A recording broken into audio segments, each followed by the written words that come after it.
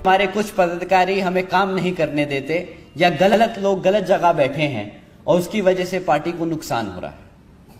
ये बात आपने मुझसे बोली, आपने लोगों से बोली और ये आपने महसूस करी। आज मैं आपसे खुल के बोलता हूं कि ये चीज मैंने भी महसूस करी। मेरे को भी बहुत दिक्कत आती है बहुत बार काम करने में।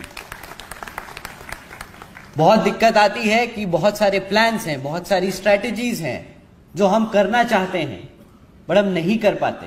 हम मजबूर हैं कि स्ट्रक्चर अभी ऐसा बना हुआ है जिसमें कुछ लोग ऐसे बैठे हैं जिनको हम अभी छेड़ नहीं सकते, जिनको हम अभी हिला नहीं सकते।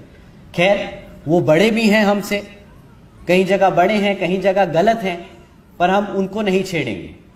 हम अपने आप को मजबूत करके अपने स्ट्रक्चर को दोबारा से रिवर्क करेंगे, हम इसको दोबारा से बनाएंगे। नमस्कार, मैं हूं विजयश्री और स्वागत है आपका सियासत नगरी में।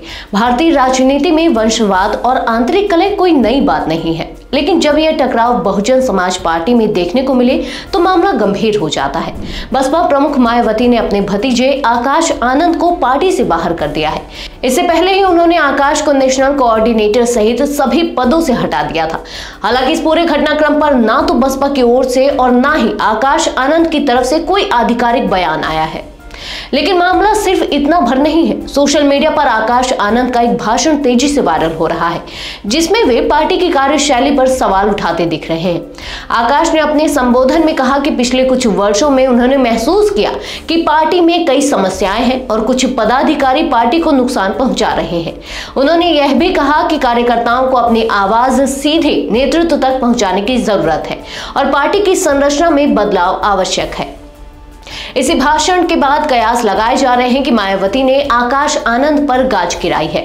उन्होंने पार्टी के पदाधिकारियों को लेकर जो टिप्पणी की वह संकेत देती है कि आकाश पार्टी के भीतर सत्ता संरचना को लेकर असहज थे। उन्होंने यह भी कहा कि पार्टी का मौजूदा ढांचा ऐसा है कि कुछ लोगों को अभी हटाया नहीं जा सकता, लेकिन वे बदलाव की दिशा में काम कर रहे हैं। इस पूरे मामले में दिलचस्प मोड़ तब आया जब मायावती ने आकाश को हटाने के लिए उनके ससुर अशोक सिद्धार्थ को जिम्मेदार ठहराया। मायावती ने कहा कि आकाश आनंद को पार्टी से हटाने का निर्णय पूरी तरह से अशोक सिद्धार्थ के कारण लिया गया है, जिन्होंने आकाश के राजनीतिक करियर को नुकसान पहुंचाया। इससे पहले ही अशोक सिद्धार्थ को पार्टी से बाहर किया जा चुका है। आकाश आनंद को मायावती का राजनीतिक उत्तराधिकारी माना जा रहा था। वे पिछले कुछ वर्षों से बसपा की राजनीति में सक्रिय थे और युवा नेताओं को जोड़ने की कोशिश कर रहे थे। उनके नेतृत्व में पार्टी में एक नया जोश देखा गया था, लेकिन उनके हालिया बयान बताते हैं कि वे पार्टी के अंदरूनी सिस्टम से संतुष्ट नहीं थे। अब सबसे बड़ा सवाल यह है कि इस घटनाक्रम के बाद बसपा की राजनीति किस दिशा में जाएगी? क्या मायावती पार्टी पर पूरी तरह से अपनी पकड़ मजबूत कर रही है? क्या आकाश आनंद की विदाई से पार्टी में नई खींचतान शुरू होगी?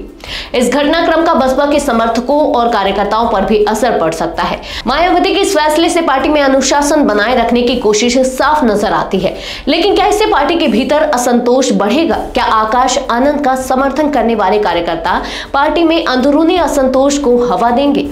यह देखना दिलचस्प होगा कि आकाश आनंद इस फैसले पर कब और कैसे प्रतिक्रिया देते हैं। क्या वे इस फैसले को चुपचाप स्वीकार कर लेंगे या फिर राजनीतिक रूप से कोई नया कदम उठाएंगे? यह आने वाले समय में साफ होगा, लेकिन इतना तय है कि बसपा में यह घटनाक्रम पार्टी की आंतरिक राजनीति के बदलते समीकरणों की ओर इशारा कर रहा है। आज के लिए बस इतना ही। मिलते हैं एक और सियासी खबर के साथ, तब तक के लिए धन्यवाद।